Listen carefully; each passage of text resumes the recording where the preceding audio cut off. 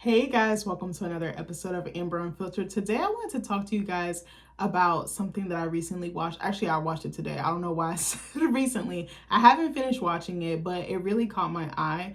Jessie Woo interviewed a former, actually no, not a former, excuse me. Jessie Woo interviewed a fashion designer who worked with Lizzo on her world tour recently.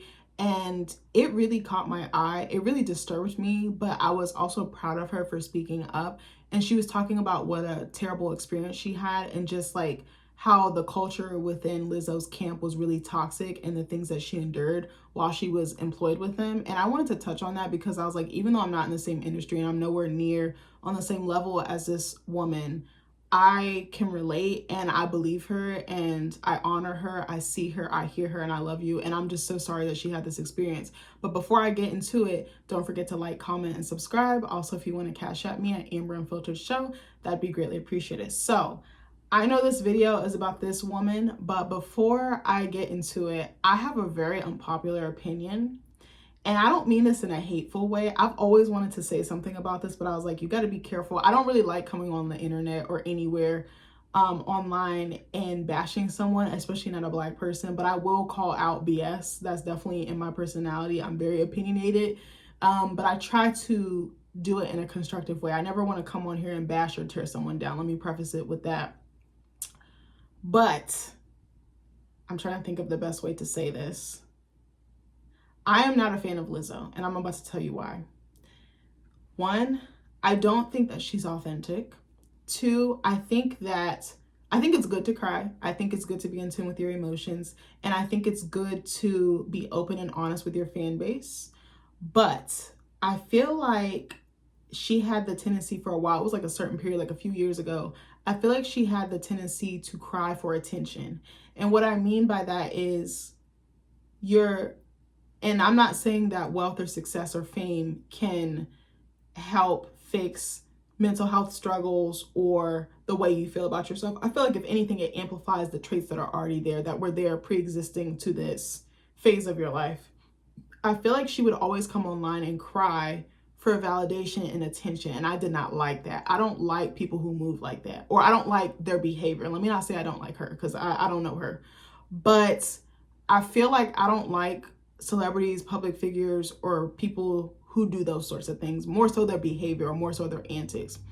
And I didn't understand. I'm like, so do you have any friends? Do you have anyone in your team you can talk to? Why do we need to know that information? Because we didn't ask for this. And then you get upset when it's weaponized against you. Now, I don't think that she should be attacked, but you're opening the floodgates by putting yourself out there and responding to certain things the way that you do. And I was like, okay, you're successful. You have the career that you want.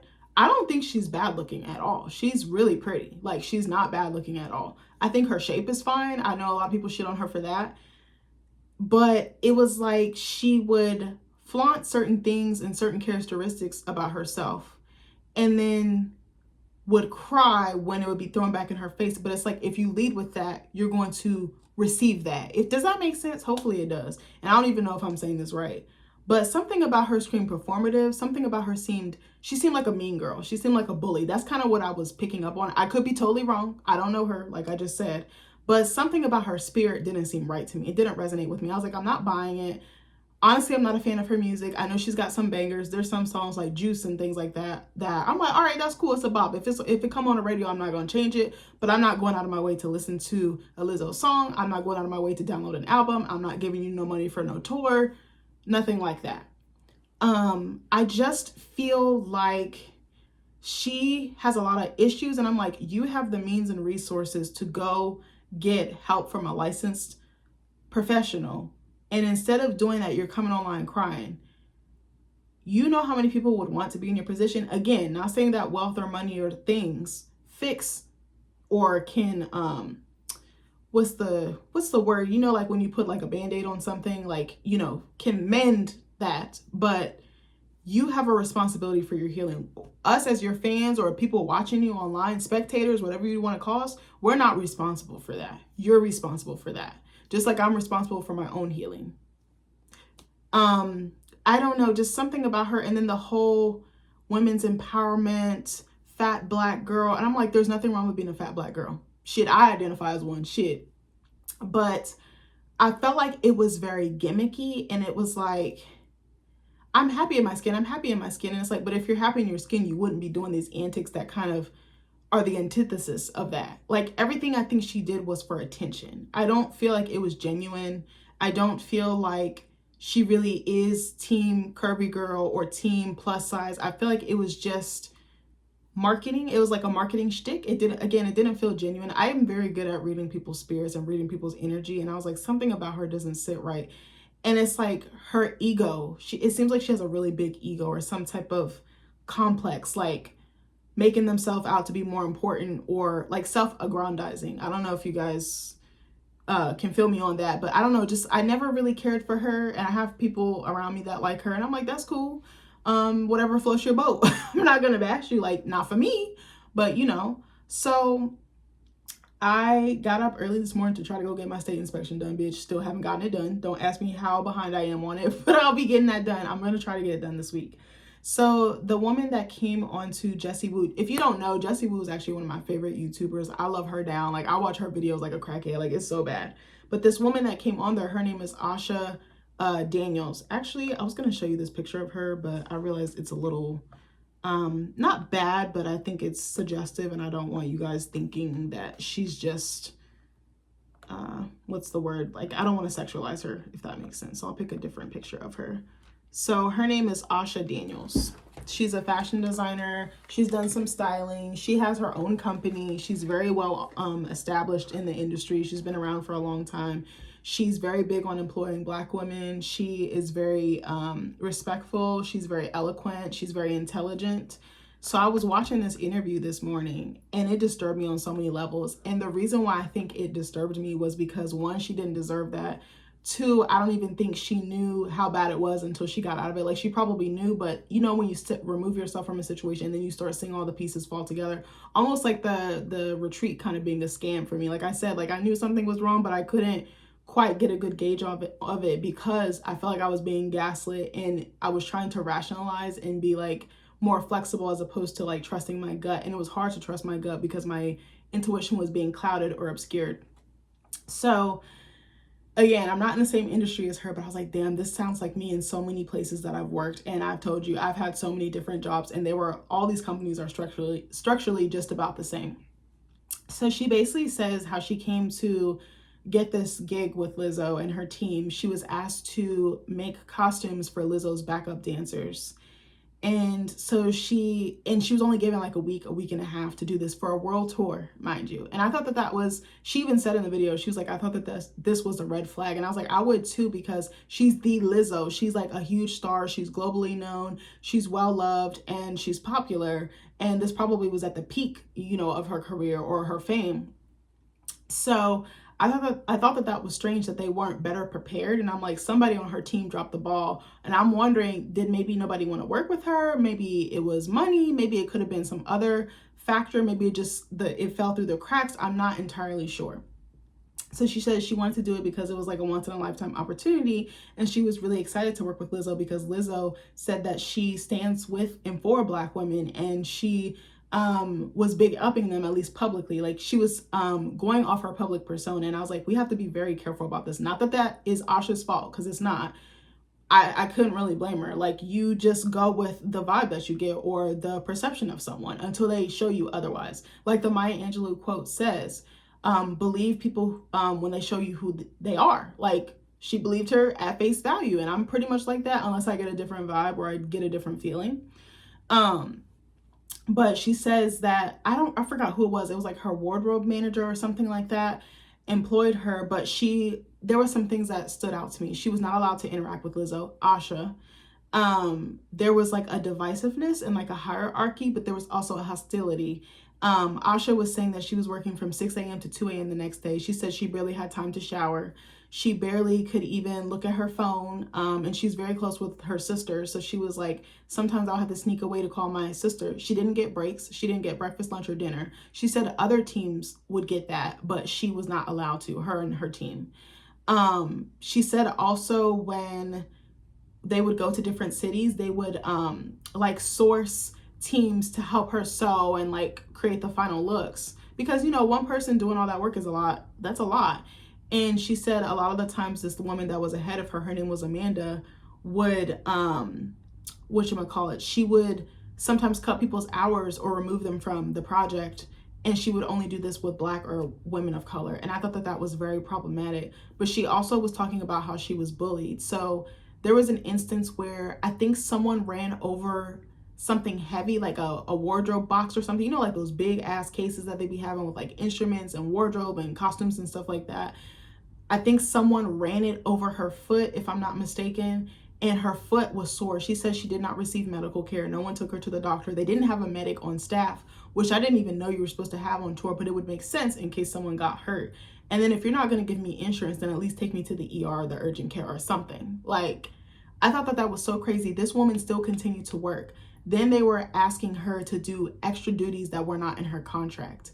And there was something that really bothered me. She said that she was asked, I guess some costumes that she had made or sketched were not well received. So she was asked to come up with a new set. And when, I mean, it was that Amanda woman that I told you about, I believe she was a white woman too. She said that she was gonna present it. I forgot how she said it. Basically, they wanted the designs to be by like a ghost designer. But as soon as I heard her say that, I was like, it's because that Amanda woman wants to take credit for her work. And that's something I wanted to touch on. That happens to a lot of Black women, Black people in general, but it happens to a lot of Black women. White people will try to take credit for our work. And I ain't shitting on all white people. There's some white people that are really lovely, that are allies, that are in the know and they're hip. But a lot of them will sabotage you and step on your neck and take credit for your work and try to copy you, try to imitate you, almost like in Get Out. Like, it's really fucked up, but it's true. I've had this happen to me as well. And it's sickening because it's like you almost can't do anything about it. But Asha was very firm in her stance and said no. And I think because she started busting back, she started getting retaliated against. And I hated that for her. I hated that she had such a negative experience. And something else she pointed out was that Lizzo was publicly proclaiming that she was Team Black woman, but everyone on her staff was white. I was like, that's very problematic to me. That's very, very problematic. And then she was detailing how the dancers were treated as well. And it was no better than what she was treated as. And so she tried to look out for them. Something else that caught my eye was that she said, who was it? Bree Runway was Lizzo's opener on this tour. And she was not allowed to communicate with Bree Runway. Asha wasn't, as well as her dancers or anyone on her team. Because again, it's creating a divisiveness and it's creating a codependency on this person. And Amanda, Asha's, the person who hired Asha or brought her on board, was like, basically, you reflect me. So she wasn't allowed to interact with anyone. And I think silencing a person like that and abusing them, that's really sinister and that's really fucked up and evil. Like, I don't care what anyone says. I know I just smiled saying that, but I'm smiling to keep from crying, literally, because I've literally dealt with that so many times. And it's so terrifying to me that even at her level and even at in the line of work that she does, that she experienced this. I feel like this is across so many different companies and so many different industries. It brought up a lot of old feelings for me because I remember feeling helpless. I remember feeling literally, I've said this in so many videos, I literally remember feeling like Georgina in Get Out when she was like, no, no, no, no. And she's got this big fucking tear running down her face. And I felt like that. I felt like I couldn't speak up. I felt like I was going to get retaliated against. I felt like I was going to get fired or my pay was going to be docked. And when I was in a job, I would work my ass off. But then it would come a time where I was just like, I feel so numb. I feel so unsafe. I feel scared. I feel like I don't know what's going to come up next. The job that I actually keep thinking about as I talk about this was years ago. Hold on one second. Also, I know this is totally unrelated. Bitch, have you tried LaCroix? My husband found LaCroix has a cherry blossom flavor. Bitch, it's better than the fucking sunshine flavor. I was like, damn, this shit is so good. We found it on vacation at Publix. This shit is so good. It literally does taste like a flower in a fucking can. Like, that shit is so fire. I was like, oh my God, we need to go buy some more. I was like, damn, we should have bought like 12 cases of this while we were on vacation. Hold on one second. But even though it wasn't exactly the same, a job that I keep thinking about while I talk about this, like I said, it was like several years ago. I'm not going to say what year. I was trying to get a government job and I was waiting for the stuff to clear for that. So I'll just say that. And I got a job in the meantime because they said it could be months up to like a year or so. So I was like, I can't be without a job for that long. And, you know, I was dating my husband at the time and we were talking about moving in together. So it was like, all right, we got to get a move on. So I got a job in the meantime. And I should have known I was just a number when they offered me the position, and I didn't even know what the position was. Like, it had a title that I had never heard before, and it was an industry I had never worked in before. So I was like, okay. And I remember meeting with my manager and her, basically her right hand person, her right hand man. And I had a weird feeling. And I was like, I can't put my finger on it, but there's something there.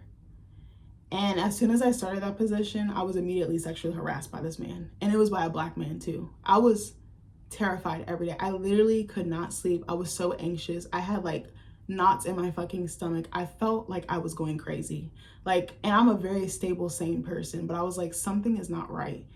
And he was like a wolf in sheep's clothing, you know, like, Maya, what pretty teeth you have. He kind of was like that. Like, I never knew when it was going to happen. When he would do things, like, he would make suggestive comments. He would look at me in like a sexual way or view me in a sexual way. He would police the things that I could and could not do. He would try to bribe me. He would try to buy me lunch. He would stop by and try and talk with me, try and flirt with me. And I would shut him down every single time. I remember me and two other women literally got yelled at. Like, he went off on us because we were talking. We were talking for a long time. Now I can admit that I probably shouldn't have been talking that long. But I think if we hadn't been as loud as we had been, then that would have been another thing. And it wasn't me that was being loud, but because I was in the group, we all got it. You know, kind of like, what's the saying? One for all for one, or something like that. The Three Musketeers. I don't know if that's the right thing, but you know what I'm saying. Like, we all got it. And from that day on, I was silent. I just came to work, I did my job, and I went home. I didn't talk to anybody. I didn't socialize. I didn't hang out with them after work. Like, I just shut down and I locked in. And I remember he tried to kiss up to me after that. He tried to buy me lunch so many times. And he knew I brought my lunch like every single day because I cooked all the time. I was like, I'm not wasting money out. I'm in an area where it would take me literally like 30 minutes to go get the food, and that's my break right there. And I remember feeling like I had to walk on eggshells, and it reminded me of my childhood, but in a different way. Like, I kept trying to explain to my husband, like, this is really devastating. This is really traumatic. I was like, I don't want to go back. Like, I wanted to quit so many times. And I kept trying to check in with the people. Sorry, I was looking at my computer. I was trying to check in with the people who was doing my background check and all that stuff for the government job. But it was just taking forever. Like, I had to get like fingerprints, had to do like statements, and like meet with a private investigator. Like, it was a long process. They even interviewed my husband, and we were just dating at the time. But it was just a lot, and I felt like I was drowning. And the reason I bring that up is because it felt the same as her and as Asha's experience. Like, and there were hierarchies, and they were very male dominated there. I actually shudder to wonder if my immediate boss, who was a woman, was male centered, because she only hired she tended to hire a lot of men, and she tended to promote them very quickly. There were people that came in after me that were considered and considered for promotion and promoted above me. I never was asked. I never was looked at as, I just felt like a paper pusher or like a monkey just doing a menial task. I know that's a really bad, not that I'm a monkey or anything like that, but you know what I mean? Just doing like busy work or dumb work. You know, it wasn't anything, it was just mind numbing. And I remember sometimes it got so bad towards the end that I would have a feeling, like an inkling, like deep in my bones, like deep in my stomach, deep in my belly, that something would happen. I was like, I'm not sure what, but it would always be something with that manager that I told you about, the black man. And I don't think all black men are like this. Let me also add that. But it was terrifying. Like, I felt like an animal in a trap, and I couldn't get out. Like, it was terrifying. There's been so many jobs where I worked where like there were cliques, and if you were in it, you were in it. If you weren't, good luck trying to even get a crumb of what they were leaving behind. And I remember when I was leaving, I had told them that I was leaving. I had told my direct boss, so the woman, actually, let me add too, when she would come in, she wouldn't even speak to me. Like, she'd walk past me several weeks, several days at a time. She wouldn't speak. And I would like wave or something, but I never like went out of my way, because the message was clear that she didn't have time for me, and she didn't have time for anyone else. As long as they were doing their work, she didn't want shit to do with you. And every now and then she would stop by and chat. But it was very much like you were just an ass in a seat, and they just wanted the numbers. They just wanted the paperwork to be done or the task to be done, but they didn't really care about you. And I remember when I was leaving, she was like, we're going to do a celebration lunch for you. And I was thinking, why? Like, you don't even fucking know me, but I didn't want to be rude. I wanted to just get out of there on good terms. Because I had worked at jobs before where I didn't leave on good terms. And it came to bite me back in the ass. So I was like, I got to do better about cleaning up how I exit, companies, because I might need them in the future for a reference or something like that. And I remember she sent out this email. Actually, I wonder if I have it. Bro, I might read it. I don't care. Hold on. Let me see if I have it. I'm pretty sure I forwarded it to myself. One thing about a Libra, they gonna keep a receipt, baby. We love to eat people up. Let me see if I still have it. I might not have it. I feel like I do. Hold on. Let me see if I have it. Shit. Okay, hold on. I think I found it.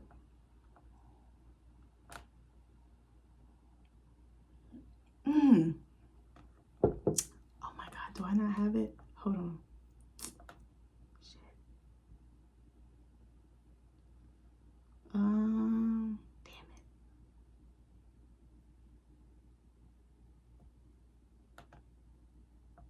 Oh my God, hold on.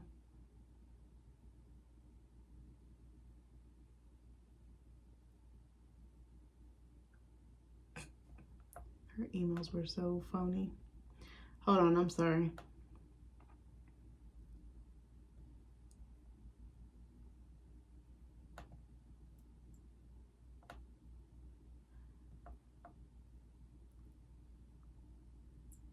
Oh my God. Damn, I thought I had it. Hold on. Oh my God, bro. I wanted to see if I had it. Maybe I do. Maybe I do have it. Oh, I think I found it. I think I found it, bro. Bitch, this will make you die. This will literally make you die. One thing about me, I'm gonna keep a receipt, baby, every time. So it says, good morning. It is a sad day as I have to announce that Amber will be leaving us with a sad face, bitch. This is coming from someone I really did not know. She did not talk to me, didn't give a fuck about me. I had always secretly hoped that the job she applied to before she started here will fall through, but it didn't. Who says some shit like that? Now that I look at this like several years later, that's kind of fucked up, because you want me to continue, you want to continue using me for my labor. Like, bitch, get the fuck out of here. But that is just me being selfish, because we love having her as part of the family. Keep in mind, nobody really talked to me like that. I only talked to maybe like 1 or 2 people. Maybe like sometimes like 3 or 4, but the main people, there was like 2 people I really fucked with there. And it was 2 women, 2 white women at that. There really wasn't, there was a black woman there, but she was catty and she was very like kissing management's ass and flirting with that guy that I told you that was very abusive and in the management role. We are so happy for you, Amber, on your next adventure. And if you ever want to come back, you know where to find us. In honor of her, bitch, in honor of her is really sending me. We will be ordering lunch for those of you here. And she has picked blank blank. I won't say which restaurant, because then you might be able to dig and figure out which place I'm talking about. I will send out the links in a little bit for you to place your order. We will have to do it in multiple orders, as they don't like large orders on short notice. Thank you, and we will miss you, sad face. I thought that shit was so phony, because I was like, it's very performative. It's giving, I want to look good in front of my team, even though I didn't treat her like she was part of the team. And I was just like, bitch, what? Like, I don't expect the manager to kiss my ass. Like, yes, we're there to earn a check. We're there to get some shit done. But I was like, that is so phony to me. But it was just like weird. And then I feel like she knew that, oh, let me add too, the manager, the black man that I told you about, that was like her number 2, he would always flirt with new hires, especially women. Yeah, a lot of them, sometimes we would get a lot of new hires at once. And I remember he did it to me, and then he jumped to the girl that was across the way in a cubicle. And I thought about pulling her to the side and saying something, but I was like, I don't know what type of woman you are, and I don't know what type of motives or values or principles that you live by. And I was like, what if I tell her and she like snitches on me? Or she could be male-centered, and I was very afraid of that. Even though I didn't know that term at that time, I was like, she might like it. She might feel honored by it, or she might like the attention, and maybe that's how she feels like she needs to climb the corporate ladder. Because I definitely worked with another girl who was like that, and then turned on me when I tried to report the guy, because he was harassing all the women on our team, because it was just all girls. And I was just like, oh my God. But I remember feeling like I didn't belong, and I remember feeling like I was a problem. Like, and I was like, I just need to silence myself. I was like, I just need to shut the fuck up and lock in. And I think relating to Asha's story, even though it's not identical, is that Black women, we tend to go into survival mode, and we tend to just do what is asked of us, even if it stretches us to our capacity or our limit. And just some of the things that Asha details, it hurt me and it made me sad for her. And I was like, I hope she doesn't have this experience again. And I hope she wins her lawsuit, because I think the lawsuit is still pending. But then Lizzo came out and demonized her and basically called her a liar, said she had a huge ego and all these things. And I'm like, but Lizzo, you're projecting, sis. You're projecting and putting all the things that you are onto her. You're just mad because someone had the gall to call you out and she has receipts to back it up. I'm very proud of Asha for speaking her truth and speaking up so that other people know what to look out for in this type of work, or any industry for that matter. I'm very proud that she documented it, more importantly, because a lot of the times we go to tell people that these horrific things are happening to us and no one believes us. That's another thing. And then sometimes it'd be women perpetuating these types of things. Like I just said, actually, what's crazy is the job I just described, the woman that was in charge, she was like the department head. Like she was in upper leadership, and then the black guy was right below her. I actually had a dream about them, and in the dream it was like she knew what was happening, but she was complicit. She didn't really care. It was like she was up here and he was down here, and she was like, well, he can deal with all the little shit or the little people down below, and then I'm just gonna deal with my stuff because I don't have time to deal with this. I have too much going on. Like she kind of had that air about her. And it was just insane. I mean, I've worked so many jobs where similar things have happened, like bullying, trying to silence me, trying to almost put so much on my plate that I quit or that I forfeit the job. I don't know. And just like backstabbing of the worst kind, and especially by white women. That's another thing I think that is not talked about enough. I don't think every white woman is like this. Not every white woman is like this. Let me preface that. Let me say that one more time. Not every white woman is like this, but a lot of times in corporate settings, white women will sabotage black women. I said what I said. And they'll, like, I feel like this happened to me in another job. Actually, the first HR job that I had, that happened to me. The girl, I think I said this in another video, the girl that I took over for was leaving because she was having her first child and her husband wanted her to stay home. I don't think she was expecting me to be as smart as I was, or as fast of a learner, or as efficient as I was. And I think she deliberately would leave information out, like as a form of control and power, so that she had the upper hand over me, because she had been doing that job for a long time. The thing was, she was really smart, but then certain stuff fell through the cracks. I noticed it was like she would excel or be perfect in certain areas, but then those little things, the little one-offs, the little intricacies, she was really bad at, because people would tell me, they'd be like, oh, she would drop the ball, or oh, she would forget. And I would try really hard to give like excellent, top-notch service to all the employees there. To me, they were like customers, but internal. And I was like, I want to give them a good experience. I want to give them good customer service. That's how I went into HR. And it was, I think she felt threatened by me, because I just knew. I was like, well, what about this? And she'd be like, oh, we're going to get to it later. Or she just wouldn't teach me at all. And I remember when I first started training, something that she used to do was she would, I would come in the morning, because we shared an office, and she would go talk to that little clique of bitches that used to terrorize me and bully me for like 45 minutes to an hour. So I'd just be sitting there doing this report that we had to do every morning, but I would be figuring stuff out by myself. And I also did payroll every Monday, because we got paid weekly. And she would just leave me out to dry. Sometimes she would call out for like doctor's appointments or whatever, and she wouldn't tell me till like the day before or like the day of. She'd be like, oh, this afternoon you're going to be on your own. That is a really tough position to be in when you're new and you don't have all the tools to do your job. And I only had 2 months to learn 5 years worth of work. Keep in mind, that's the type of shit that black women be going through. And I think there was like I don't know, she had like this perfect Patty type of personality. Like she wanted to be perfect, and everyone thought she was so great and so wonderful. And I saw right through her. I was like, there's something evil or sinister below the surface. Like, I couldn't tell what it was, but I was like, she's a mean girl, but she tries to act like she's not. She tries to act like she's so innocent. And she had this very delicate, like pure looking, like sweet, innocent looking face. But I was like, bitch, I know better. I was like, I've seen bitches like you before. I'm not scared of you. These other bitches might be scared of you, but I'm not. But I peeped it, and I realized I can't be telling this bitch my business, because she's probably running back and telling them my shit, and then they're going to use it and weaponize it against me. And that's something else that white women can do sometimes. They'll learn information about you and flip it on you. And I thought that was so crazy. But Asha's experience reminded me that even regardless of status, regardless of class, regardless of education or line of work, or you being one of the top in your field or whatever the case may be, regardless of whether you're entry level or worker bee or leadership or you're an entrepreneur or your own boss. We all deal with this shit. It's rampant everywhere, and that shit really bothers me because it's really fucking sick. And like my boss said, it's sinister. There's an evilness to it, and it really will like erode or tear at your spirit. Like it'll literally wear and tear you like you're a fucking car or something. Like your wheels are falling off, your engine's faulty, like it just takes so much out of you. Like it really does. I felt bad for her that she had this experience. I was happy for her for coming out because I know that that's a hard thing to do.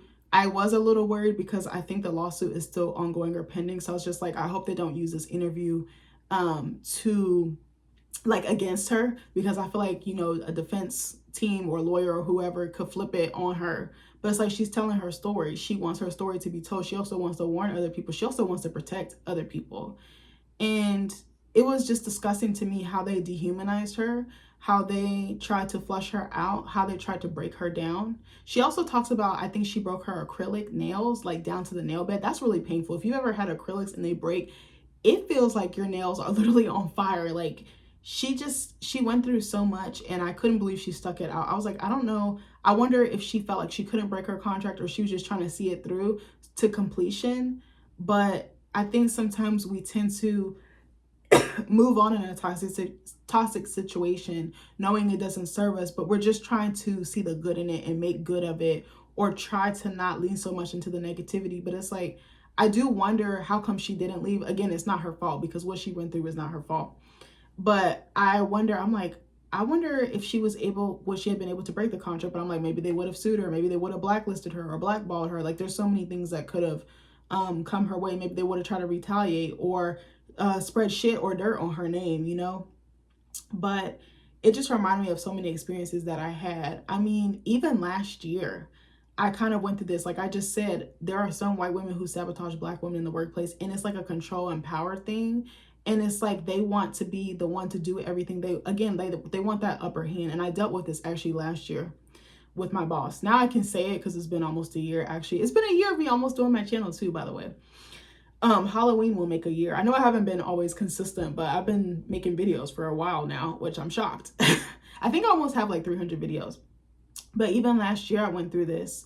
I had a white woman, who was my boss, and I felt like she was like this. She had our owners and our upper leadership team, it was just two of them, in her back pocket. And I kept wondering why I had a disconnect with one of them, because one of them, I'm sorry to say this, I felt like he was up her ass so much. He smelled the shit pebbles coming out in her farts, and he just thought they smelled fucking like dryer sheets and roses, bitch. Like he could not see straight, and I had a disconnect with him, and I couldn't figure out why. And I was like, it's her. I was like, she's blocking him. It was like she wanted all that power and insight and information and tea, and I feel like she was gearing herself, like she was positioning herself to be very close to them so she could climb and get money or whatever the case may be, and like some power. And I thought that was so crazy. It took me a long time to see that. And I was kind of like alarmed by it because I was like, what is the problem here? But then she was really smart, but then she had really poor leadership skills. Like that's something else.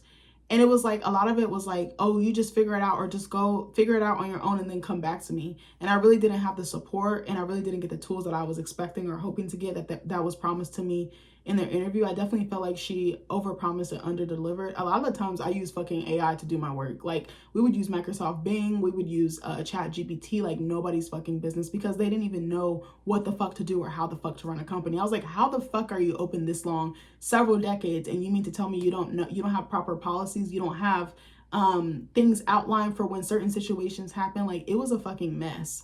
But I felt that, and I felt like the rules were different for me. Like so much was expected of me, and they wanted me to follow a specific formula or a specific culture. The culture was very subtle, like, and I didn't see it until it was too late. And I was like, oh, so y'all really do be discarding Black people just like they do in every other job, because they were trying to act like they were inclusive and diverse and equitable and all the things. And I'm like, you're actually fucking not. You're just like the rest of these fucking companies. And I realized too that I'm going to be dealing with corporate entities because I'm going to be an author, but I was like, I'm going to go about it in a different way. Maybe I'll do smaller presses or independent presses, or maybe I'll open my own, and maybe I won't really deal with it in the same way that I did when I had a corporate job. But Asha's story really stuck with me. I got about an hour in. It's like an hour and a half interview. If you get a chance, go watch it. She talks about also feeling like an enslaved person because she's like, I worked so hard and so long and I had like next to no breaks. I'm telling you, she said she barely had time to even look at her phone or even eat or shower, just basic things that she should be afforded. She was not. And it was just like, she's not she's not just anybody, you know, like she's someone of caliber. Even if she wasn't, even if this was her first big time job or role in the fashion space, you still don't need to treat her like that. And she says that she was doing a lot of physical labor and she was told that she wouldn't have to. And I was like, I'm sorry, if I had seen that the first time, I probably would have walked away. But I'm like, I don't know what she was going through. Maybe she just really wanted the opportunity and she wanted to add that to her resume and just like get some new experiences under her belt or in her toolbox. That could totally be it as well. But I don't know. I feel like this video probably got a little political. I don't know. I wasn't expecting to talk about all that stuff that I did, but it was just disgusting to know that another Black woman who's in the same age range or bracket as me is going through the same thing or has gone through the same thing. And it's not lost on me that so many of us go through these things and we never get to actually talk about our experiences or heal from them or work through them or even share them with anybody else. It's like humiliating, and it's like you're almost disgusted with yourself because it's like, this is the shit I have to do to get money. This is the shit I have to do to put food on the table. And I don't know. It's just like, it's really tough. And like, I feel like, not to shit on anybody, but I feel like previous generations didn't really warn us about this. Like all the shit you have to do. Like, I think I just said to my friend this morning on the phone, I was like, I feel really at peace with my life. I was like, because I'm in control of my time and I get to spend my time doing artsy or creative things. And I was like, I think a 9-to-5 can be a good thing and a bad thing. I was like, I feel two ways about it. Like, yes, you needed to learn certain skills to grow, to evolve as a person, and you get to meet some really cool people. I've made some really good friends and I met my husband at work. But at the same time, I was like, I'm not really wired like to be doing a 9-to-5. I'm very like go with the flow. I'm very creative. So numbing myself to fit someone else's vision and culture for a culture that don't want me to be there, I was like, it's kind of counterproductive to what I'm trying to do with my life. And, I just kind of was like, I'm done doing that shit. Like, I don't want to do it no more. Like, that probably sounds like, oh, this is beneath me, but honestly, it's not. And also, I wanted to add, I got this really cool gift. Shout out to my therapist. I'm not going to say her name because that's none of y'all business. But even though I just told y'all all my business, like 2 weeks ago, I had a session with her and she was like, I want you to pull this card out of this deck. So I wanted to show you all this because it kind of has something to do with what I was just talking about. So there's something called the Nap Ministry. It's this Black woman who basically made this movement of like rest being like a form of resistance, because we live in such a grind, work until you die type of culture, or work your fingers until the bone. So I don't know, like, hold on one second. I need a drink of water. My throat's starting to get sore. Damn, this cherry blossom is fire. So she, what's her name? Trisha Hersey, I think is her name. She created this movement called the Nap Ministry, and it's like also a form of reclamation as well, like reclaiming your body, reclaiming rest, reclaiming like a calm nervous system. And that's something that I relate to. Actually, one of our customers told me about it a couple months ago. I met this girl. She was like finishing up her like master's program or something. And she told me about it and I looked into it. And then it kind of went out of my mind. But then in my session a couple weeks ago, my therapist was like, oh, I want you to pull one of these cards out. And this thing is so gorgeous. It's also very, very helpful. So this is how it looks. I asked my husband to get this for me for my birthday. So it's the Nap Ministries Rest deck. It's a deck of cards. It's 50 practices to resist grind culture. I absolutely love these things. I shuffle them and then I pick one out each day and I read it out loud. So I wanted to talk about this because it kind of has something to do with what I just was talking about. There's two sides to it too. So the front is kind of like an affirmation and the back has like questions or like some food for thought for you to think about. So it says, I am free, I am rested, I am cared for, I am well. I just absolutely love that. And then the back says, the words I am are powerful because they speak in the affirmative for your deepest needs and desires. You can call forth rest, care, and liberation from the hold grind culture has over you. You can speak in the power of I will rest. I must rest. I am rest. Rest is available always. Your rest is sacred. Yeah, it has like a rest practice on the back. So this is how the front of the card looks. And then this is how the back looks. I mean, these things are so amazing, but I think something that I picked up on and that I'm happy I'm kind of like, I feel like I'm like deprogramming or I'm like unplugging from like certain beliefs, especially like the more like corporate America like type culture and just like mindset, or again like, yeah, culture, I would say, it's like working and like struggling to like be like, rest is productive as well. Rest is a good thing. Rest is not a bad thing. Because sometimes I'm like, damn, I'm lazy, or damn, I'm this. But it's like, I kind of relate to Asha when she says like she just felt like she had to push through and she had to keep going. But it's like, at what cost to me? What about my body? What about my spirit? What about my mind? If I'm not well, and if I'm not rested, and if I'm not healed or healing, because rest is a form of healing. You know, your sleep is regenerating like the cells while you're sleeping. If I'm not doing that, I'm not going to be able to put forth my best product. I'm not going to be able to deliver. I'm not going to be able to perform. And, you know, rest is just as important as working. Rest is just as important as playing or vacationing or having some type of fun. And I would implore you guys to start resting, start taking time off. You know what I used to do? I used to literally work half a days at one of my jobs.